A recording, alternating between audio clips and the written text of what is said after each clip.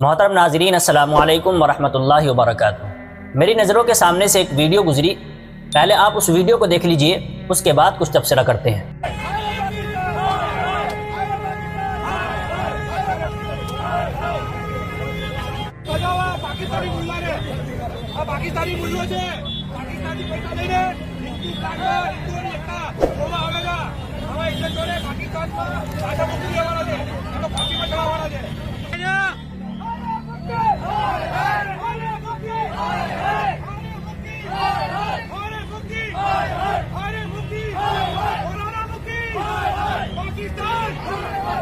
جیسا کہ آپ نے اس ویڈیو کے اندر دیکھا کہ جناب مفتی سلمان ازہری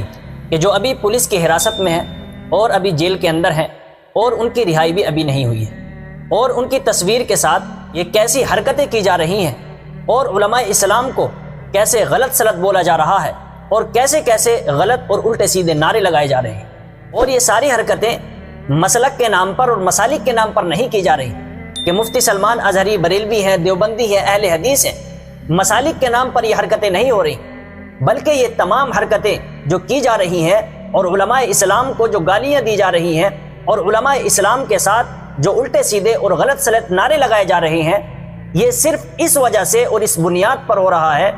کہ ان کا تعلق مذہب اسلام سے ہے اور ان کا تعلق اسلام سے ہے، اور کلمے کی بنیاد پر اور اسلام کی بنیاد پر اور مذہب کی بنیاد پر یہ تمام حرکتیں کی جا رہی ہیں۔ ایسے حالات کو دیکھ کر بھی اور ایسے ماحول کو دیکھ کر بھی اگر ہم ایک ساتھ نہ ہوئے، مسلک کو ایک طرف رکھ دیجئے اور اپنے اپنے تشخصات پر قائم رہیے، اپنے اپنے مسلک پر قائم رہیے، اور اسلام کے نام پر اور مذہب کے نام پر اور کلمے کی بنیاد پر سارے کے سارے لوگ جتنے بھی تمام احباب یہ میری ویڈیو دیکھ رہے ہیں، سب کو یہ پیغام دینا چاہتا ہوں کہ کلمے کی بنیاد پر اور اسلام کی بنیاد پر متحد ہو جائیے اور ایک ہو جائیے۔ اگر آج ہم ایک نہیں ہوئے اور ہم متحد نہیں ہوئے، متفق نہیں ہوئے، تو ہمارے علماء اسلام کو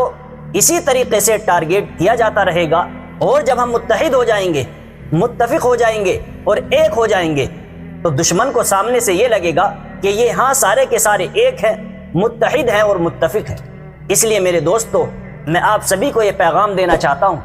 کہ آپ اپنے اپنے تشخصات پر قائم رہیے، اپنے اپنے مسلک پر عمل کریے، لیکن اسلام کی بنیاد پر، کلمہ گو ہونے کی بنیاد پر، ایک کلمے کی بنیاد پر اور مذہب کی بنیاد پر اور ملت کی بنیاد پر ہم ایک اسٹیج پر کھڑے ہونے چاہیے اور ایک جگہ پر اور ایک ساتھ اور متحد ہونے چاہیے۔ لہٰذا آپ کی اس ویڈیو کے بارے میں کیا رائے بنتی ہے، آپ کمنٹ باکس میں ضرور بتائیں،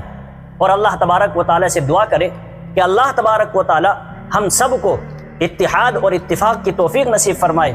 اور رسول اللہ صلی اللہ علیہ وسلم کے طریقے کے مطابق زندگی گزارنے کی توفیق نصیب فرمائے۔ آمین۔ فقط والسلام۔